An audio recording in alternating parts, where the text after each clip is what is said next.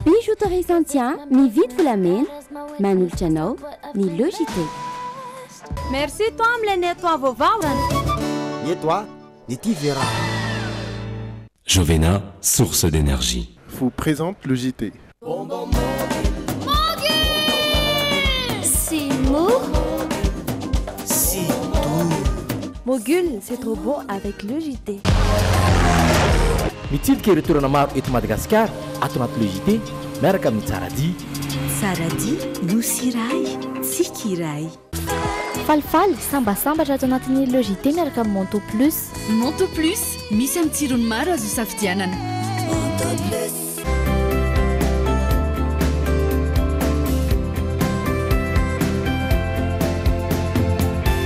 Sanifère, le meilleur. Lay tsara indrindra e, hatramin'izay ka hatramin'izao. Sokobis manolotra anao ny Jite. Telma safidiky numéro 1 malagasy manolotra ho anao.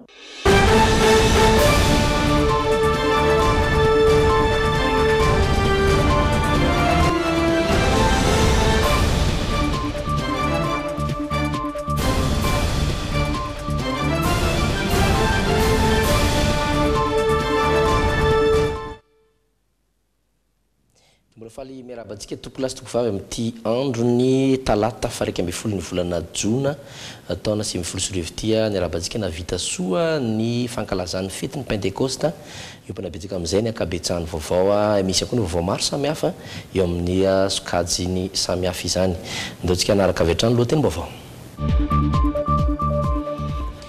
Efa navita ny fampitahana ny voka-pifidianana solomavamboaka avy amin'ireo birao fandatsaham-bato ny seni atreto teny vokatra atao amin'ny distrikany Soalala sy Arivomamo no nahitana tsy fitoviana. Ako ny fety ny Pentecoste mandidina ny 5 ireo olona namony ainy nandritry ny fety raha nitatitra avy amin'ny HCRA sy ny polisy pirenena. Anasana amin'ity herinandro ity ny didim-pitondrana hamaritra ny viditsolika eto amin'ny tsena anatiny. Nandamoka ny tetika ireo olon-dratsy ny kasa akankeriny zaza 3 taona tany soavina andrinitasy tratra tamin'ny alalan'ny findaina ampiasainy ihany izy ireo. Anjato ireo maty sy naratra vokatry ny resetra-nitranga atao Mali tany ray misy ireo foko dogon no lasibala tamin'izany. Ampambavao izay atolotra ao anareo ireo maro ny vaovao iarahantsika fa izao aloha tsika nomboka amin'ny vaovao ara-politika sy ny ako ny fankalazana fety ny Pentecoste ao anatin'ny Layona.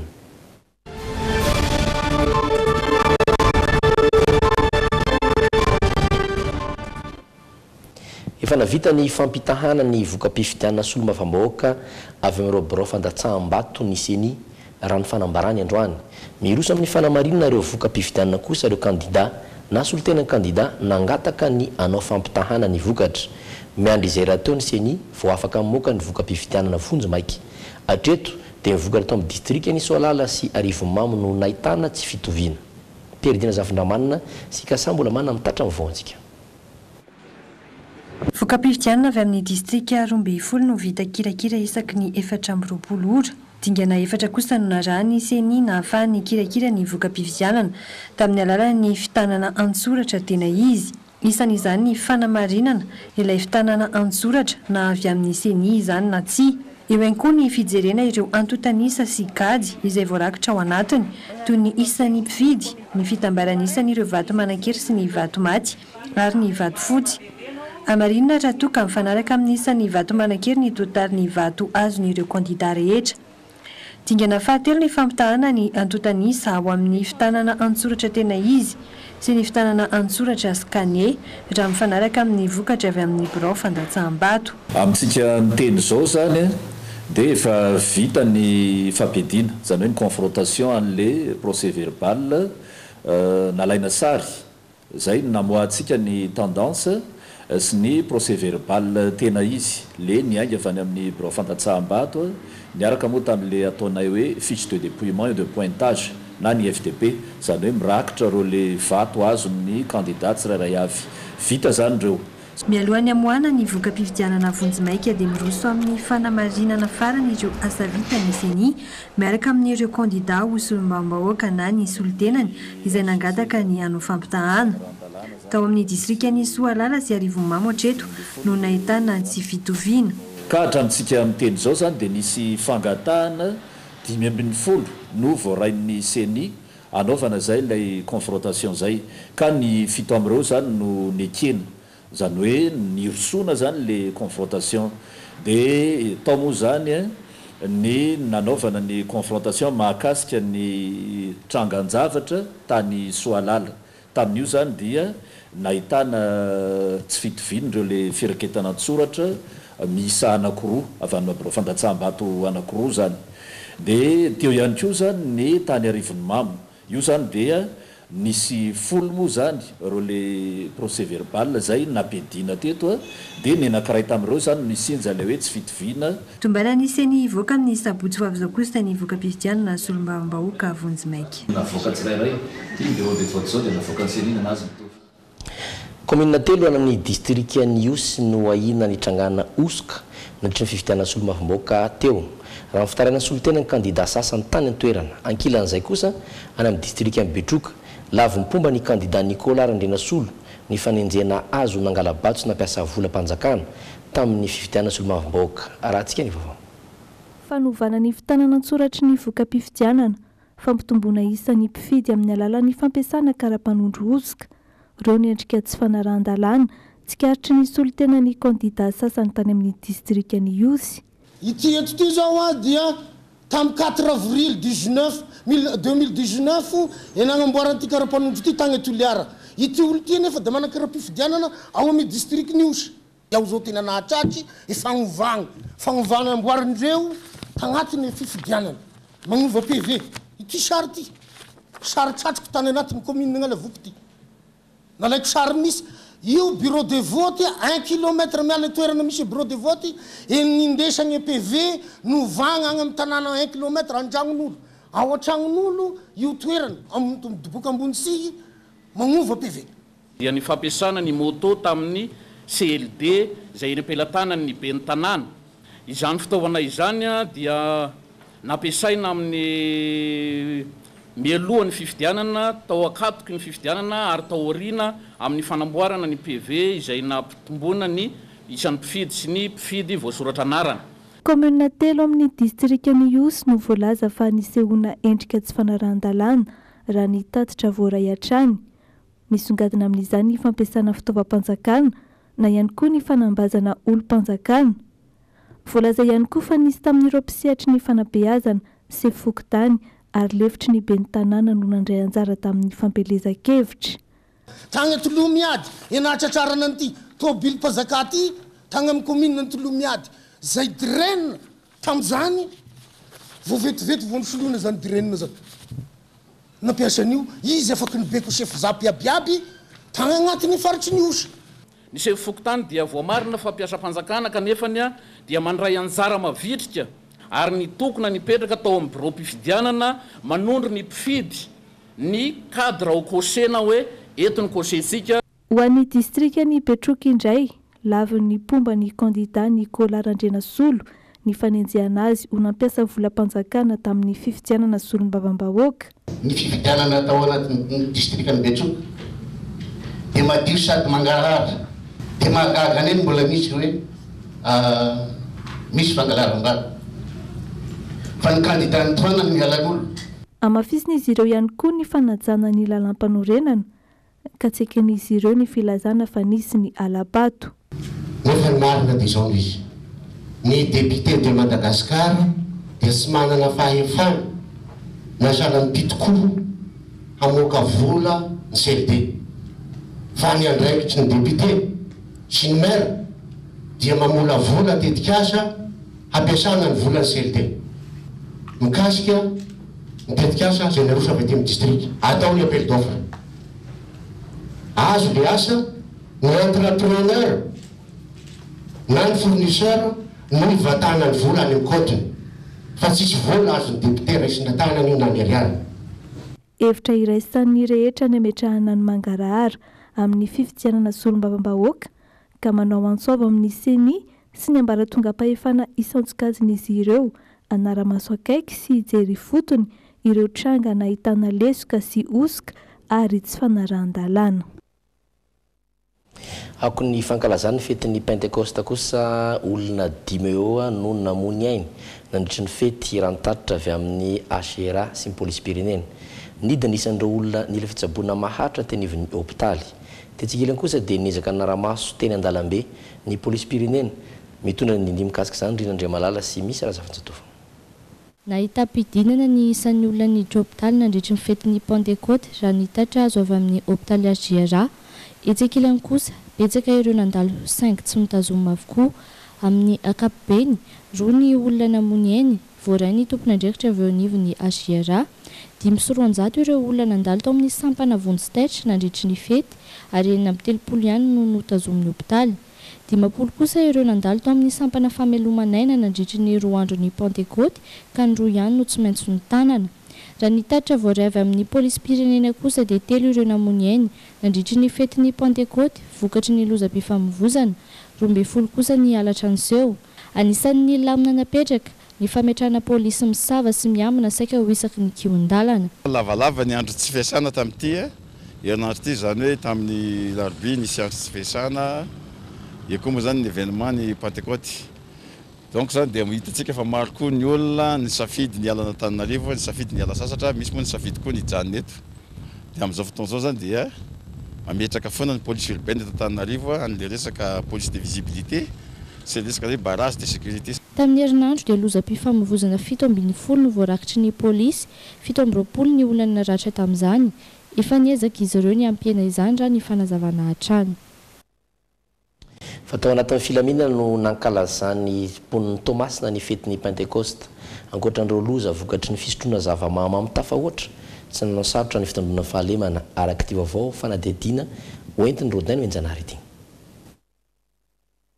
Tao anatin'ny rotsakorana no nankalazany teto amin'ny faritra Tsinana ny fetin'ny Pentecoste. Ny lamma vokatry izany ny fandriam-pahalemana amin'ny ankapobeny raha ny fanazavany ny omeny teo anivony ny mpitandro ny filaminana. Nisy ihany nefa ny lozam-pifamoivoizana ny tranga izay naharatrana olona 4 vokatry ny fisotroana zava-mahamamo teo am-pamiliana. Amin'ny ankapobeny tsy nisy ainana foya nandritry ny Pentecoste. Eo ihany koa nisy ihany lozam-pifamoivoizana anaky-4 nisy ary nisy fanatrana olona 4 tamin'ireo lozam-pifamoivoizana ireo. Teo ankilan'izay tovolahy vao 17 taona no sary ny mpitandro ny filaminana ny farany herinandro lasa teo niaraka tamina rongony 5-10 kilao. Raha ny fanazavana vokatry ny fisavana nataony mpitandro ny filaminana ireo mpandeha alina no nahatrarana azy ity ary noentina no adidiana avy hatrany moa ity farany. Nentina tokotoka avy aty amin'ny garotiera ary hoentina any an-dranomadio dia teo amin'ny tranojiro akiriry zany avy niodina eo amin'io bifurcation io dia tokotoka dia najanony polisy ary teo natatrana n'ilay tovalizy entana maro reto rehefa misavaina izy dia rongony avokoa. Vokatry ny fiara-miasa eo amin'ny mpitandro ny filaminana sy ny vahoaka no nahatanteraka izao fahatrarana zava-mahadomely izao raha nambaran'ny komiseran'ny polisy eto Tomasina. Raha ny fantatra moa isan'ny antony mahatonga ny tsy fandriam-pahalemana eto an-toerana ny fiparitahan'ny zava-mahadomelina tahaka izao. Araka vaovao ny trangam-piarahamonina sy ireo maro samihafantsika ao anatin'ny tapany faharoa ny actu ao ny dokam-barotra ireto.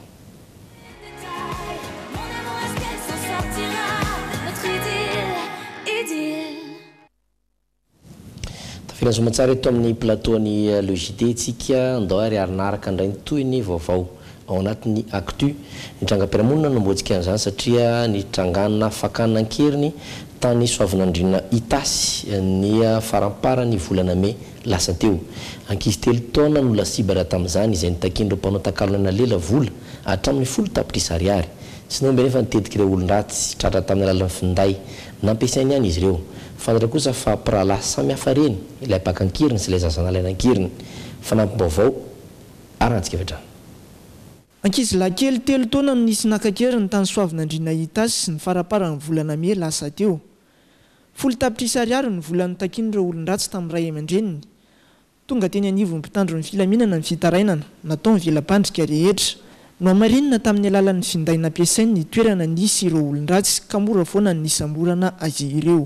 Ny fahavalo amby 20 volana Mey io any nefa dia nandefa ray tampon-tsaray ilay ray aman-dreniny ankizy mba ahafantarana hoe izy marina moa dia telefona rehefa mandefa amin'ny voalohany moa no fantatra hoe izy anarany olona amin'ny telefona dia ndraisiny le ray tampon-tsaray tamin'ny 28 tamin'izay izy ny fiaraha-miasa teo amin'ny telomars satria telefona telomars numéro eritela nampiasay dia mafantatra fa efa tatety Tananarivo zareo ary localisé tany amin'ny faritra Vandry natao fanadadina rehetra zany a Juin efa notoy any localisation nampiasa telefona eritela indray izy efa any Andilamena indray no misy azy miaraka amin'ny zany hoe tamin'ity ndray mitoraka ty aloha dia azo lazaina fa misy ny fiaraha-miasa matotra teo amin'ny polisy sy ny opérateur téléphonie na ny telemazy na ny eritela satria hitantsika tsara 25 28 efa nisy localisation 3 dia fehity ihany koa localisation tany Andilamena nidina tany Andilamena moa zay atao brigade criminelle ny fiaraha-miasa teo amin'ny polisy ny Andilamena any amin'ny direction régionale sécurité publique ny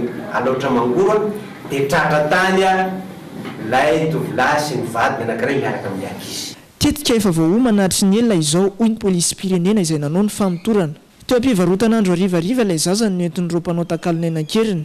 Marina fa zanak'ilay rangahy tomponjanaka very ihany no nahavanona ny loza saingy samihafa reny raraka amin'ny fanadihadiana natao ny polisy pirenena hatrany. Olona telo no voaroroy amin'ity raharaha ity dia ilay lehilahy nitondra ny zaza, ny vadiny ary ny rahavavim-badiny. Efa fanindroany no nisina tranga tahaka izao tamin'ity taona ity. Ny iray teny Andramomena Ambohimanarina voavolana vitsy lasa izay.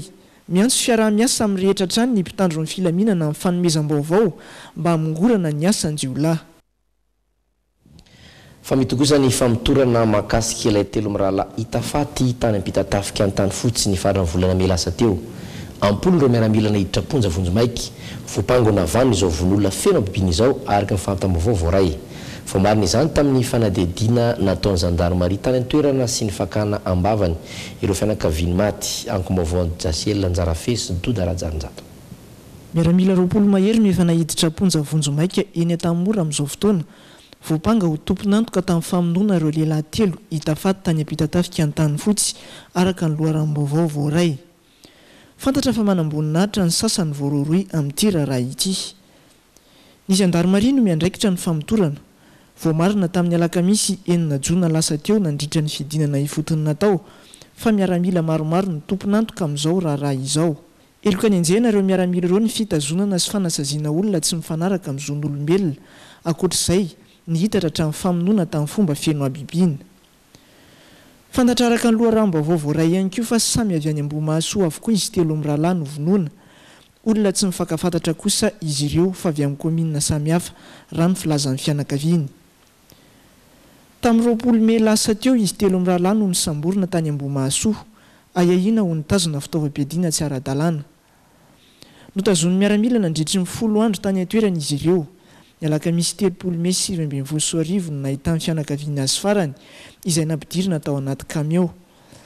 Tsy fantatra tamin'ny fotoana io izay toerana hitondrana azy telo ny rahalahy. Ny marainy zoma araka amin'ny 30 Mey nefa no hitafaty tao ambany tetezana ampita-tafika distrikana tany fotsy.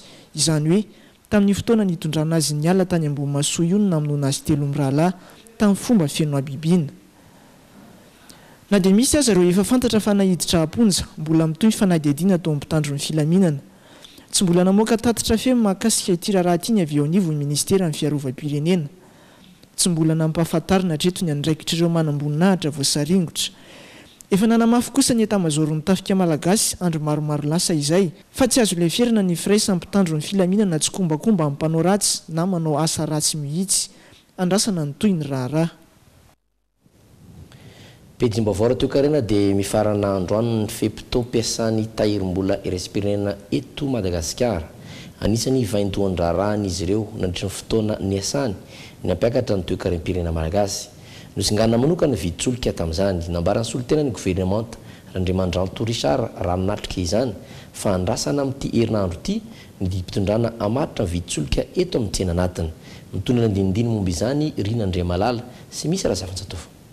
Hitako ny hijeren'ny gouvernemanta ny toe-karena amin'ny ankapobeny ny tahirim-bola iraisam-pirenena takin'izy ireo ny anohizana ny ezaka fampandrosoana hita teo amin'ny fambolena sy ny fiompiana. Nateo aza ny ezaka no tanterahina tsy hijanona hatreo ny fanaraha-maso ataon'izy ireo raha nambaran'ny iraka manokany FMI eto amintsika. Anisany hojerena manokana ny viditsorika mba hampiakarina ny toekarena hatrany raha nambaran'ny ministra ny toekarena sy ny vola. Nambarany ihany koa fa andrasana amin'ity herinandro ity ny didim-pitondrana maro toerana ny viditsorika eto amintsika. Fantatra zao tsara ihany koa ny farisendahatra ny filoham-pirenena sy ny governementany amin'ny resaka viditsolika amin'ny tokony sy ny fanarahana atao ao anatin'ny fotoana aingana indrindra. Etsekilany misy fiatraikany amin'ny tsenam-bola anatiny ny fametrahana tao direkteur roa teo anivon'ny banky foibe avy hatrany dia tsapan'ny fiabon'ny toekarena. Manana tahiry mifandraika amin'ny fanafarana entina efa-bolana ihany koa ny banky foibe raha nambaran'ny gouvernoura. Taloha tsy nisy ny tsena iarahana amin'ny samy banky. Ankehitriny maro ny banky samy banky no mifampindram-bola. Izany dia nisy mivokatra tsara. Marina fa mifarana androany dia ny iraka manokany tahirim-bola iraisam-pirenena eto amintsika omaly kosa no nanaovan'izy ireo ny tatra fahadimy amin'ny asa nataon'ny FMI miaraka amin'ny iraka manokana Charles Lambeau Tsongarida. Vaovao ny asa fanaovan-gazety mila fampiofanana ny mpanao gazety Ampernas noho ny firoborobony haitao. Entina tsarana ny asa ihany koa dia misy nitetika asa fananganana ivitoeran'ny asa fanaovan-gazety na ny centre de presse.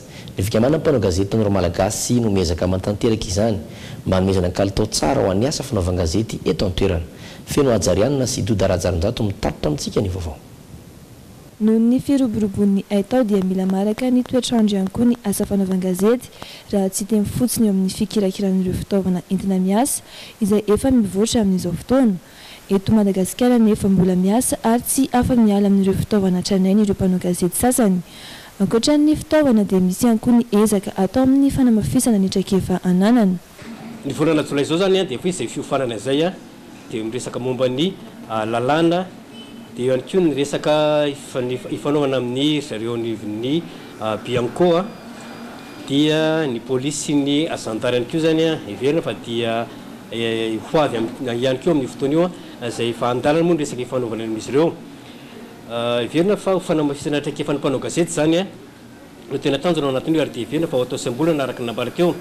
Ny mahazatra antsika hatramin'izay rehefa hoe hanao zavatra ny mpanao gazety dia mandomba aravarana etsero fa tia ndray mitoraka ity manomboka izao dia andao sika anandrana hiezaka hiavitena zany hoe amin'ny alalan'ny fikaroana loharanimbola ohatra. Ankoatra ihany koa dia heverina ny anaovana fiofanana momba ny tontolon'ny fanatanjahantena ny disiplinina maro samihafa satria isan'ny mba mampiaiky ireo mpanao gazety eny ivelany ny mpanao gazety malagasy satria ny mpanao gazety anankiray mpanao gazety iray dia mikirakira lafim-baovao maro samihafa sady manao kolotsaina manao ny fanatanjahantena ny politika kanefa raha ny mpanao gazety eny ivelany dia mpanao gazety iray no miantsehatra ny ataontsika hoe vaovao iray zay tsy dia ezaka hangataka be tsony zany tsika manomboka zao fa ny ezaka avy amintsika ihany afana manatanteraka izay atao hoe fiofanana izay na fanamafisana traikefa ny maromaro kokoa. Miezaka mizaka tena ny fikambanan'ny mpanao gazety tanora malagasy ka mikarakara hetsika izy ireo amin'ny fankalazana ny fetiny iray ho avy izao eny amin'ny parvis Analakely. Fitadiavam-bola ahafana manatanteraka ireo fiofanana sy ahafana manangana ny centre de presse izany. Tanjona ny mba ahafan'ireo mpanao gazety sy ireo mpianatra mpanao gazety mandalina fahalalana ankalalahana indrindra ny fanatsarana ny asa fanaovan-gazety eto Madagasikara. Iny koa ny jerentsika ny vaovao resam-pirenena satria nitrangana herisetra ndray tany Mali ny alahady fola tsinainy lasa teo. Tanindray misy ireo foko Dogon no lasibara tamin'izany anjatondreo maty sy naratra vokatra izany. Efa misokatra fandradina mikasika ny anton'izao tranga izao izay marina fa mateti-pitranga. Efa nisy ihany koa ny fepetra ny raisin'ny gouvernemanta maliana mikasika ny firenena mikamana manoloana izany sy naorantsika fetrano vaovao. Ny aliny alahady lasa teo no nitrangana fanafiana tao amin'ny tanàna ny Soban. Isan'ny toerana misy ireo foko Dogon Mali raha nitatitra ny vonjimaiky misy 5 ireo namony ainy ary 20 mahery no tsy hita boboka razana maro ihany kosa no voalaza fa may tanteraka ka tsy misy avatarana azy.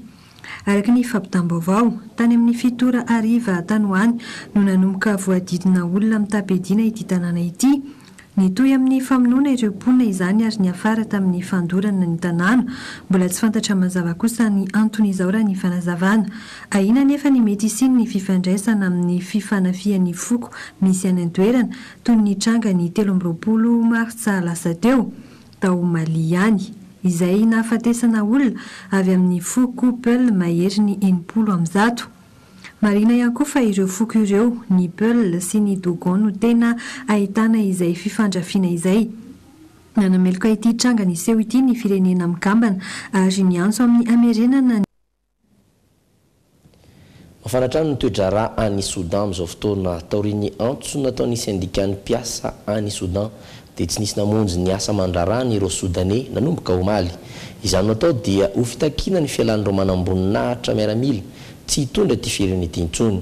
Ankilan'izay tsy mbola misy ny siosindresaka na fanambarana amin'ny verena fampiresahana eo amin'ny tafika sy ireo mpitarika ireo antoko-mpanohitra any an-toerana. Namaly ny antsony avy amin'ny mpanohatra ny anajanonana ny asa amandrara ireo Soudanais nanomboka omaly. Tsy nisy araka izany ny olona namonjy ny toeram-piasany raha ny tao Khartoum dia saika tsy nahitana olona ny famezivezy izany hoe lasa toy ny tanàna maty ity renivohitra Soudan ity omaly. Ireo mpivarotra sakafo tena ilaina sisa no nisokatra raha ny fampitam-baovao. Nametraka sakan-dalana isaky ny tanàna ihany kosa ireo mponina anakanana ireo mpitandro ny filaminana tsy hivezivezy. Tsy nakasitraka izany anefa ireto farany ka nampiasa indray ny hery famoretana. Olona 4 no namony ainy vokatry ny tifitra nataon'izy ireo raha nitatitra. Tompon'andraikitra maro ihany koa no nosamborina omaly ihany izay voalaza fa mpanakorotana. Isan'izany ny filohan'ny fikamban'ny mpiasa Soudanais raha ny fampitam-baovao. Mbola ito mandritra ity herinandro ity izao etika izao raha ny fanazavana. Tsy mbola misy kosa hatreto ny vinavina amin'ny itoizany fifampiresahan'ny andany sy ny ankilany. Efa mahery ny 20 ny maty ary mihoatry ny 80 naratra raha tsy ahivina tao anatin'ny herinandro ao Soudan. Izay koa mamarina ny fiarahantsika ho any androany famelohan'ny tenisarahana amin'ny tapany voalohany ity dia ndao rahantsika ireo nomanina ao anatin'ny tapany faharoa. Ao anatin'ny Desport dia vaovao manodidina ny Bare Madagasikara sy ny Cannes no entina amintsika androany. Iompana amin'ny tontolon'ny baolina kitra ihany koa ny fanontaniana amin'ny oyanao. Ho hitantsika ao anatin'ny hafakely fa litera 4 ihany no navadibadika izy mivady nanomezany narina ny zanak'izy ireo 7 mianadahy. Kiatoko ela dokam-barotra tsika dia verine toanomboantsika ny dokam-barotra ny dokam-barotra fanadihadiana izay rahantsika amin'ny fimpima. Ity taona 2024 ity ny taom-pankalazana ny jobily fa 5 taona ny fikambanan'ny pick-up malagasy eto Madagasikara. Ho farana izy mahafava 20 jona ho avy izao izany fankalazana izany. Mizara roa mazava tsara ny fandaharam-potoana amin'izany. Ny voalohany izay ontontosaina ao amin'ny akademia malagasy. Ny tapakandro maraina manomboka amin'ny 7 maraina, misy ny velakevitra amin'ny tapany voalohany izay erahana amin'ireo mpikambana fipima, mpikambana maefa ihany koa eo anivon'ny akademia malagasy dia Andriamatoa isany Ranjato Eriarilala sy Andriamatoa Nalisoa Ravalitera. Iresaka momba ny kabare ankehitriny izy ireo nefa mioropaka amin'ny entin-drazana. Nandritra ny taona dia efa nisy ny fifaninanana kabary mahakasika ny zon'olombelona. Tokantrano mahatanteraka ny zon'olombelona, loharano pahasambarana.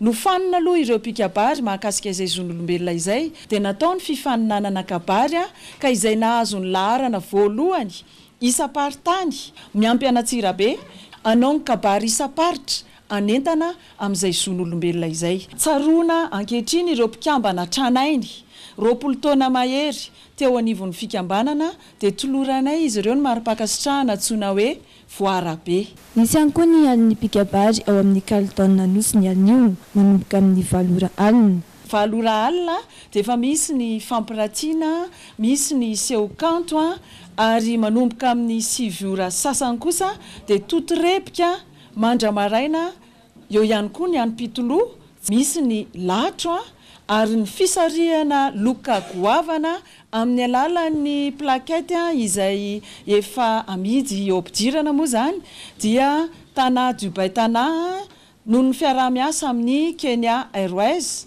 ary tanaparitana feramiasa amin'ny Air France. Fa ankoatran'izay moa loka goavana ihany koa avy amin'ny Orange Madagasikara, avy amin'ny Ay England. Raha etsy ariary ny vidim-pidirana amin'ity lalonana an'ny pikabary ity izay anasana ireo malagasy rehetra. Kabary ivelarany isam-paritra mampiray malagasy, kabary antsika jiaby. Izay no teny filamatra entin'ny fikambanana izay miova isaky ny 7 taona.